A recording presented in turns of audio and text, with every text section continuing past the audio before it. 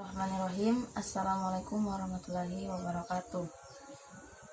Saya Ferawati bersama rekan saya Alham Jaya Kusuma dan Muhammad Akbar akan mempresentasikan makalah kami yang berjudul Konsep Dasar Hukum Arbitrase dan Arbitrase Syariah. Baik, untuk mengefisienkan waktu, langsung saja kita ke isi makalahnya. Yang pertama,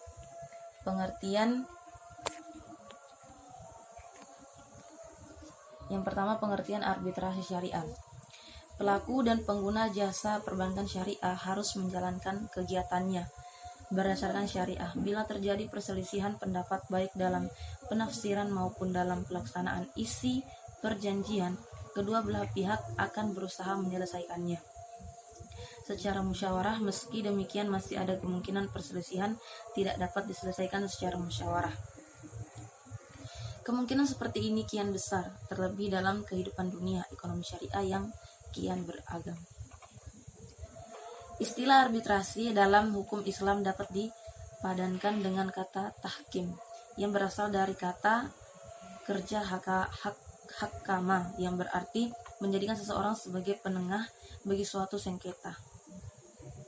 Tahkim adalah bersandarnya dua orang yang bertikai kepada seorang yang mereka ridhoi keputusannya untuk menyelesaikan pertikaian mereka.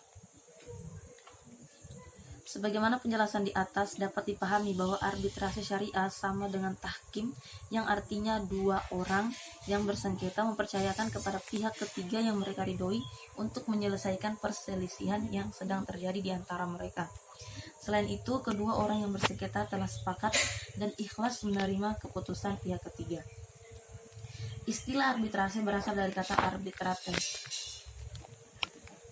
itu berasal dari bahasa Latin, dan arbitrage dari bahasa Belanda atau Prancis, arbitration dari bahasa Inggris, dan Schiedsspruch dari bahasa Jerman, yang berarti kekuasaan atau menyelesaikan sesuatu menurut kebijaksanaan atau perdamaian melalui arbiter atau wasiat. Maaf, bukan wasiat tapi wasit. Dalam literatur sejarah hukum Islam, arbitrase lebih identik dengan istilah tahkim. Tahkim adalah pengangkatan seorang atau lebih sebagai wasit atau juru damai oleh dua orang atau lebih yang bersengketa guna menyelesaikan perkara yang mereka perselisihkan secara damai. Berdasarkan penjelasan tersebut, dapat dipahami bahwa arbitrase dalam Islam disebut dengan istilah tahkim. Arbitrase merupakan pencegah perselisihan antara kedua belah pihak yang bersengketa. Perselisihan yang terjadi mengenai hak milik maupun hak-hak lainnya yang diselesaikan melalui bantuan pihak ketiga atau wasit. Baik, selanjutnya akan dilanjutkan oleh saudara saya, yaitu Alham Jaya Kusuma. Wassalamualaikum warahmatullahi wabarakatuh. Warahmatullahi wabarakatuh. Saya atas nama Alham Jaya Kusuma dari kelompok 1 akan memaparkan materi tentang kelebihan dan kelemahan arbitrase serta dasar hukum arbitrase syariah. Untuk mempersingkat waktu, langsung saja ke materinya. Yang pertama, kelebihan arbitrase. Yang pertama, sidang arbitrase adalah tertutup untuk umum sehingga kerahasiaan sengketa para pihak terjamin. Kedua, kelambatan yang diakibatkan oleh hal prosedur dan administratif dapat dihindari. Ketiga, para pihak yang bersengketa dapat memilih arbiter yang menurut keyakinannya mempunyai pengalaman, pengetahuan, jujur dan adil, serta latar belakang yang cukup mengenai masalah yang disengketakan. Sikap arbiter atau majelis arbiter dalam menangani perkara arbitrase didasarkan pada sikap yang mengusahakan win-win solution terhadap para pihak yang bersengketa. Kelima, pilihan umum untuk menyelesaikan sengketa serta proses dan tempat penyelenggaraan arbitrase dapat ditentukan oleh para pihak. Keenam, putusan arbitrase mengikat pada pihak dan dengan melalui tata cara sederhana ataupun langsung dapat dilakukan. Yang ketujuh, suatu perjanjian arbitrase tidak menjadi batal karena berakhir atau batalnya perjanjian pokok. Yang terakhir, di dalam proses arbitrase, arbiter atau majelis arbitrase harus mengutamakan perdamaian di antara para pihak yang bersengketa. Dari kelebihan-kelebihan tersebut terdapat juga kelemahan yang ditimbulkan dari arbitrase. Yang pertama, putusan arbitrase ditentukan oleh kemampuan teknis arbiter untuk memberikan keputusan yang memuaskan untuk melakukan rasa keadilan para pihak. Kedua, apabila pihak yang kalah tidak mau melaksanakan putusan arbitrase, maka diperlukan perintah dari pengadilan untuk melaksanakan eksekusi atas putusan arbitrase tersebut. Yang ketiga, para pihak pengakuan dan pelaksanaan putusan arbitrase masing-masing menjadi hal yang sulit. Yang terakhir, pada umumnya pihak-pihak yang bersengketa di arbitrase adalah perusahaan-perusahaan besar. Oleh karena itu, untuk mempertemukan kehendak para pihak yang bersengketa dan membawanya ke badan arbitrase tidaklah mudah. Kemudian materi yang selanjutnya itu dasar hukum arbitrase syariah. Semua aktivitas dalam ajaran Islam hendaknya selalu berdasarkan pada dasar hukum yang telah ditetapkan dalam Al-Quran dan As-Sunnah ataupun melalui hasil ijtihad. Eksistensi majelis tahkim atau badan arbitrase sangat dianjurkan dalam Islam guna mencapai kesepakatan yang maslahah dalam penyelesaian suatu sengketa berbagai bidang kehidupan, termasuk sengketa-sengketa dalam muamalah atau perdata. Hal itu dimaksudkan agar umat Islam terhindar dari perselisihan yang dapat memperlemah persatuan dan kesatuan ukhuwah Islamiyah. Dasar hukum bagi keharusan bertahkim adanya anjuran Al-Quran tentang perlunya perdamaian, yaitu Quran Surah Al-Hujurat ayat 9 yang artinya, dan kalau ada dua golongan dari mereka yang beriman itu berperang, hendaklah kamu damaikan antara keduanya. Tapi kalau yang satu melanggar perjanjian terhadap yang lain, hendaklah yang melanggar perjanjian itu kamu perangi sampai surut kembali pada perintah Allah. Kalau dia telah surut, damaikanlah antara keduanya menurut keadilan, dan hendaklah kamu berlaku adil. Sesungguhnya Allah mencintai orang-orang yang berlaku adil. Tafsir ayat tersebut adalah Allah Subhanahu wa taala menyebutkan mereka sebagai orang-orang mukmin padahal mereka berperang satu sama lainnya. Berdasarkan ayat ini, Imam Bukhari dan lain-lainnya menyimpulkan bahwa maksiat itu tidak mengeluarkan orang yang bersangkutan dari keimanannya. Betapa besarnya maksiat itu tidak seperti yang dikatakan oleh golongan Khawarij dan para pengikutnya dari kalangan Mu'tazilah dan lain-lainnya, yakni hingga keduanya kembali taat kepada perintah Allah dan Rasulnya serta mau mendengarkan perkara yang hak dan menaati. Berlaku adillah dalam menyelesaikan persengketaan kedua belah pihak. Berkaitan dengan kerugian yang dialami oleh satu pihak akibat ulah pihak yang lain, yakni putuskanlah hal itu dengan adil dan bijaksana. Firman Allah yang lainnya yaitu terdapat dalam Quran Surah An-Nisa ayat 35 yang artinya, dan jika kamu khawatirkan ada persengketaan antara keduanya, maka kirimlah seorang hakam dari keluarga laki-laki dan seorang hakam dari keluarga perempuan. Jika kedua orang hakam itu bermaksud mengadakan perbaikan, niscaya Allah memberi taufik kepada suami istri itu. Sesungguhnya Allah Maha mengetahui lagi Maha mengenal. Sebagaimana kedua ayat tersebut dapat dipahami bahwa lembaga hakam dalam perspektif hukum Islam atau badan arbitrase dalam perspektif hukum positif merupakan suatu kebutuhan untuk menyelesaikan sengketa umat masyarakat dimanapun berada. Ukhuwah Islamiyah tetap terjaga secara utuh. Bahkan pada Quran Surah Al-Hujurat ayat 9 di atas disebutkan apabila salah satu dari keduanya melakukan prestasi atau pelanggaran, maka harus diberi sanksi dengan jalan upaya paksa atau diperangi. Apalagi prestasi dan pelanggaran tersebut mempunyai nilai eksekutorial, maka harus dilakukan upaya paksa terhadap sesuai dengan klausul perjanjian para pihak atau putusan badan arbitrase, baik putusan tunggal maupun majelis. Selain dasar hukum arbitrase yang bersumber dari Al-Quran dan As-Sunnah, bersumber juga dari hukum Islam ketiga, yaitu ijma atau konsensus para ulama dalam menetapkan hukum terhadap sesuatu yang dijadikan dasar hukum Islam. Dalam catatan sejarah Islam, keberlakuan dan keberadaan lembaga tahkim pada masa sahabat banyak dilakukan dan mereka tidak menentangnya. Misalnya pernyataan Sayyidina Umar bin Khattab bahwa tolaklah permusuhan hingga mereka bernamai, karena pemutusan perkara melalui pengadilan akan mengembangkan kedengkian di antara mereka.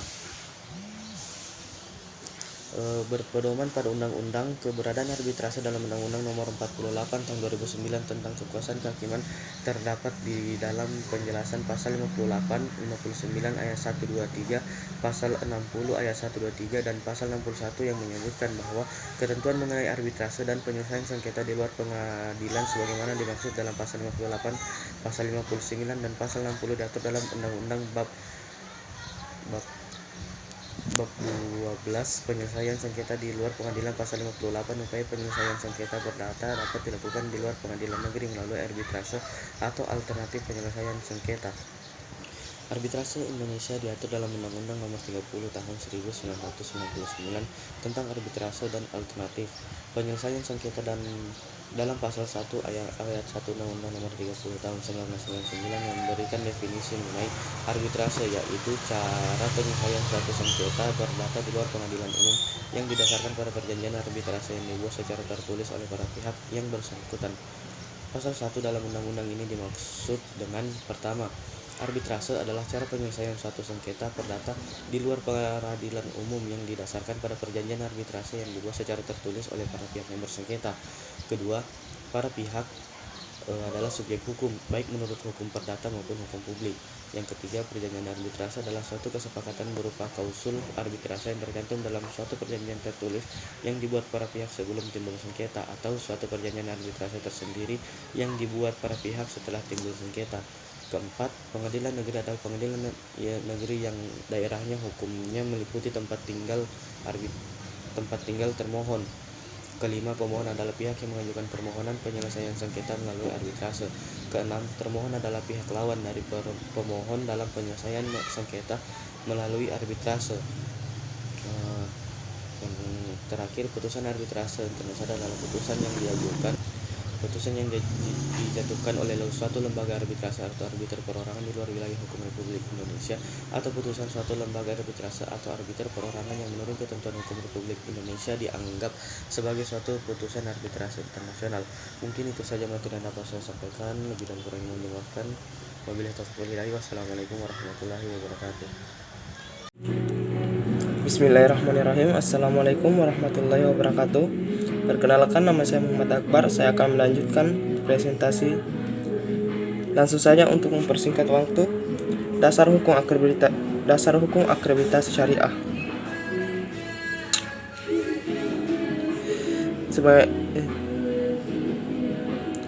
Berdasarkan pedoman pada undang-undang keberadaan akreditas dalam Undang-Undang Nomor 48 Tahun 2009 tentang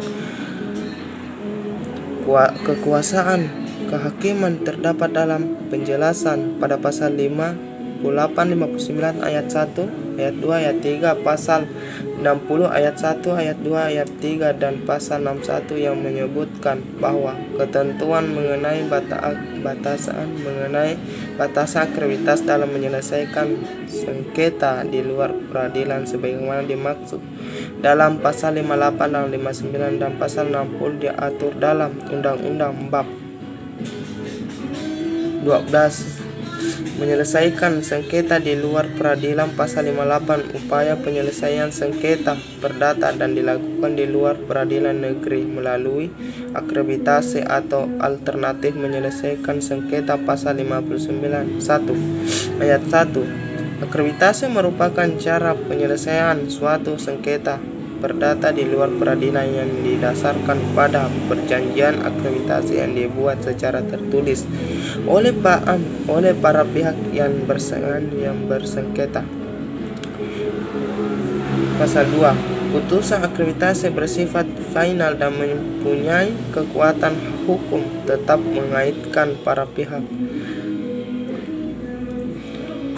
Pasal 3, dalam hal para pihak tidak melaksanakan putusan akreditasi secara sukarela, putusan dilaksanakan berdasarkan perintah ketua peradilan negeri atas permohonan salah satu pihak yang bersengketa. Pasal 60 ayat 1, alternatif menyelesaikan sengketa merupakan lembaga penyelesaian sengketa atau badan pendapat melalui prosedur dan disepakati para pihak, yakni menyelesaikan di luar peradilan negeri cara konsultasi.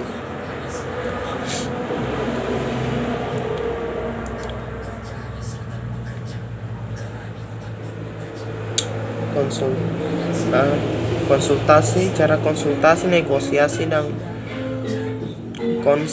konsiliasi atau penilaian ahli. Pasal 2, menyelesaikan sengketa melalui alternatif penyelesaian sengketa sebagaimana dimaksud pada ayat 1, hasilnya diuntungkan dalam kesepakatan tertulis. Pasal 3, kesepakatan secara tertulis sebagaimana dimaksud pada ayat 2 bersifat